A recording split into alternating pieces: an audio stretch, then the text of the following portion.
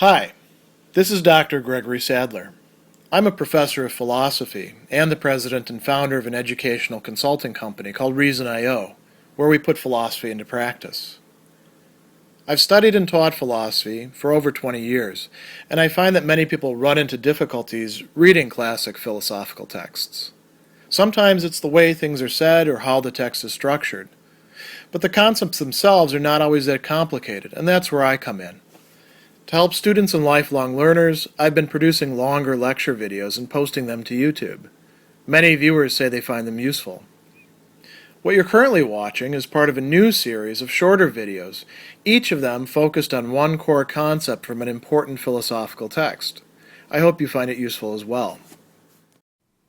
Among his essays, critical and clinical, Gilles Deleuze has one entitled Bartleby or The Formula, and this is referencing Herman Melville's short story Bartleby The Scrivner that many of people have encountered, and from which they probably only remember the famous formula, "I would prefer not to." That's actually even been turned into memes in recent times as well. The essay that Deleuze provides us here with is going to cover not just Bartleby the Scrivener, but also connect it up with Moby Dick and with Billy Budd, with some other authors' works, and eventually talk about American pragmatism. But we should concentrate first on what he begins with, which is this formula, the "I would prefer not to" that Bartleby tells to the attorney over and over again. And the first thing that he talks about, the first point that Deleuze settles on, is the agrammaticality of this formula, or let's call it the potential agrammaticality, because as he's going to tell us, it has the same force, the same role as an agrammatical formula, but he's not committing himself to whether it truly is agrammatical. So we have to, well, what is agrammaticality? What is this? And he tells us, linguists have analyzed what we call agrammaticality. A number of very intense examples can be found, for example, in the work of E. E. Cummings, the poet. For instance, the formula, "he danced his did," as if one said in French, "il dansa son mit," he danced his began. He goes on and says, "This presupposes a series of ordinary grammatical variables which would have an agrammatical formula as their limit." And that's an important term, limit right there. He also talks about, very briefly, Lewis Carroll and portmanteau words. What does that mean? Made up words that sometimes are smushed together, sound like other words. Great example of this would be in Carroll's Jabberwocky, right? If you've ever read that, "'twas brillig and the slithy toves did gyre and gimble in the way." What are those words? Well, those are words that Carroll made up, and there's a agrammaticality to that as well, but in a different sense. Not all agrammaticality is the same. So he says that, here's some other examples. Perhaps it would be better to take an example from the French in a practical situation. Someone who wants to hang something on a wall and holds a certain number of nails in his hands exclaims, "J'en ai un de pas assez." I have one, not enough. It's not quite said properly, right? But it's understandable. At least it seems like it's understandable. And within a practical situation, you can say, I know exactly what this guy means, but you could also be confused by it. So he says, wouldn't Bartleby's formula be of this type? At once a stereotypy of Bartleby's and a highly poetic expression of Melville's. The limit of a series such as, "I would prefer this, I would prefer not to do that, that is not what I would prefer." And he says, well, no, that's not precisely what's going on.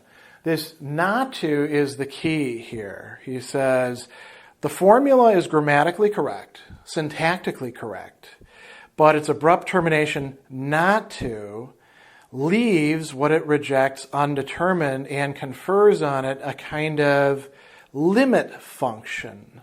So maybe it has the same role as an agrammatical formula. And a little bit later, in a really important passage, about 4 pages into the essay, Deleuze tells us that the formula at first seems like the bad translation of a foreign language. Once we understand it better, once we hear it more clearly, its splendor refutes this hypothesis. Perhaps it is the formula that carves out a kind of foreign language within language. And then he brings up E. Cummings again and says, if we delve into his stuff and kind of lay it all out, we can see that there is a different dialect here. Maybe that's part of what's going on with Bartleby. And then he says, well, it's not exactly a dialect. He says the rule would lie in this logic of negative preference, this logic, a different logic here. So that's a good starting point. Deleuze also brings up, very shortly after that there are a number of variants and circumstances in which the formula is being used. Why is he doing this in that essay? Is this just being a literary critic and showing us how thorough he is? Is this part of establishing his own expertise, being a master in a certain way? I'm not actually going to provide you with an answer. I'll just say this is a good thing to think about. And I would suggest that the leading clue to this is the term copy, which gets used a lot in this essay and in the work itself, Bartleby The Scrivner, as one of the things that he's not going to do, right? So let's come back to this. And Deleuze says that there are several variants. This is an important point. He says, sometimes it abandons the conditional and becomes more curt. I prefer not to. Sometimes, as in its final occurrences, it seems to lose its mystery by being completed by an infinitive and is coupled with to. I prefer to give no answer. I would prefer not to be a little reasonable. I would prefer not to take a clerkship. I would prefer to be doing something else. And he says, but even in these cases, we sense the muted presence of the strange form that continues to haunt Bartleby's language. And what is he pointing at here? Something very interesting. And I'm going to bring up an analogy to somebody who you wouldn't think of bringing into connection with Deleuze, but when I read this, I was like, oh yeah, what's happening here is kind of the same thing, even though the referent is very different. St. Anselm of Canterbury, very famous for what? The ontological argument, which he doesn't call an ontological argument, and what readers call by that name is only a portion of Anselm's single argument, unum argumentum. But there is a really important phrase that's a linchpin in whatever the argument happens to be, quo maius cogitari non possit, in Latin, right? In English, that than which nothing greater can be thought, that than which nothing greater can be conceived. That's a weird kind of formula, sort of like I would prefer not to, except it's referring to God. So instead of like a blank, there's supposed to be like an infinity there. And here's where it gets really interesting, and I think there's an analogy. So Bartleby uses the formula in a couple different ways, which means that it's not just the magic words themselves, I would prefer not to. It could be framed in other ways. Anselm does that in proslogion too. Sometimes it's quo maius cogitari non possit, and sometimes it's framed in slightly different language, right? So, non possit, non valeat. Does it change the meaning? Not exactly. And you can say, what's going on there? Why is this like just to embellish, to make it more interesting? That's an interesting question in itself. Bartleby uses the formula, according to Deleuze, in 10 principal circumstances, 10 different places. We're not going to look at all of these. He says that Bartleby is a copyist in the attorney's office. He copies ceaselessly, silently, palely, mechanically. The first instance takes place when the attorney tells him to proofread and collate the two clerks' copies. And he says, I would prefer not to. So that's the first one. The second, when the attorney tells Bartleby to come and reread his own copies. The third, when the attorney invites Bartleby to reread with him personally, tete-a-tete. The fourth, when the attorney wants to send him on an errand. The fifth, when he asks him to go into the next room. And it goes on and on and on, right? And he says that the formula burgeons and proliferates. There we go. Sometimes it's funny because this is a book in which Deleuze has an essay about stuttering. We just did that right there, right? So he says, at each occurrence, there is a stupor surrounding Bartleby as if one had heard the unspeakable or the unstoppable. So this formula is getting bigger and bigger and bigger in the work through these circumstances. And we can ask another question that Deleuze then treats. What are the effects of this formula? Why is it, it's not magic really, but it seems almost like magic. Why does it do what it does? And what does it do? Deleuze uses terms like ravaging, devastating. He talks about it being contagious to others. And it's definitely disruptive of the good order of the office or the intentions of the attorney. In fact, it's contagious, almost like a brain worm, in that they start using that expression about preferring not to. And Bartleby says, you've caught it, right? More importantly, according to Deleuze, it renders actions impossible for Bartleby. It I won't say traps him, but it does sort of hem him in. So he says, from the moment that Bartleby says, I would prefer not to collate, he's no longer able to copy either, and yet he will never say that he prefers not to copy. He's simply passed beyond this stage. Doubtless he does not realize this immediately, since he continues copying until after the sixth instance. When he does notice it, it seems obvious, like the delayed reaction that was already implied in the first statement of the formula. And here he talks about a formula block. The effect of it is not only to impugn what Bartleby prefers not to do, but also to render what he was doing impossible. And this is an interesting thing to note. It makes it practically impossible within the logic that Bartleby's working in. Something that is still possible for, in general, for everybody else. And there's a really great formula that Deleuze has here. Eliminates the preferable just as mercilessly as any non-preferred. So the formula doesn't just exclude what's not being preferred. It also generates a range in which there's nothing being preferred. How does it have that force? Well, the clue to this lies in that paragraph that I brought up before, where Deleuze said the rule would lie in this logic of negative preference. He follows that immediately by talking about a negativism beyond all negation. Now that's a very interesting thing to say, isn't it? It's kind of redolent of Heidegger's nothing, is it not? Right?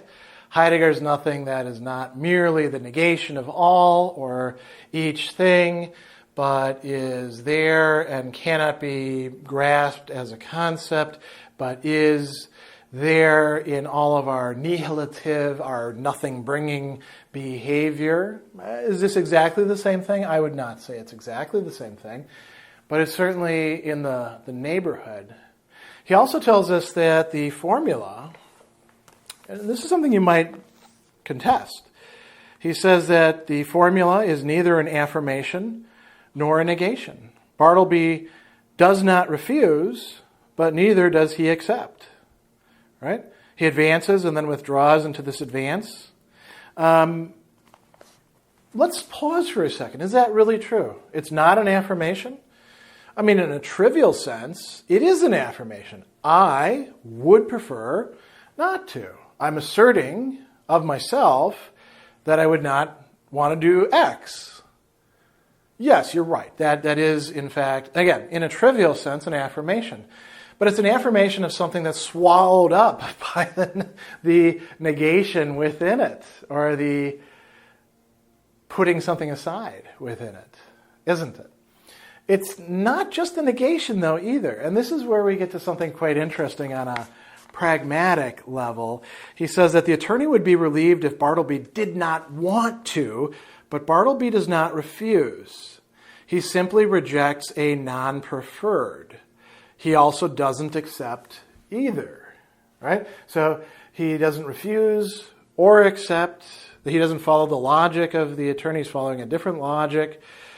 And he says that he rejects a non-preferred and posits the impossibility of anything else. So he says, in short, the formula that successively refuses every other act has already engulfed the act of copying, which it no longer even needs to refuse. And he says, it not only abolishes the term it refers to and that it rejects, but it abolishes the other term it seemed to preserve, and that becomes an impossible. Here Deleuze says something else that's very interesting.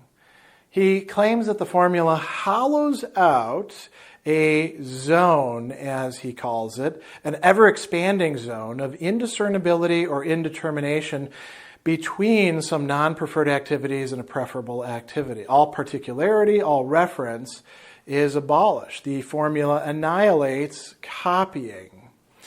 What does it mean to have a zone of indiscernibility or indetermination? So indetermination means things are not actually settled as being this or that, right?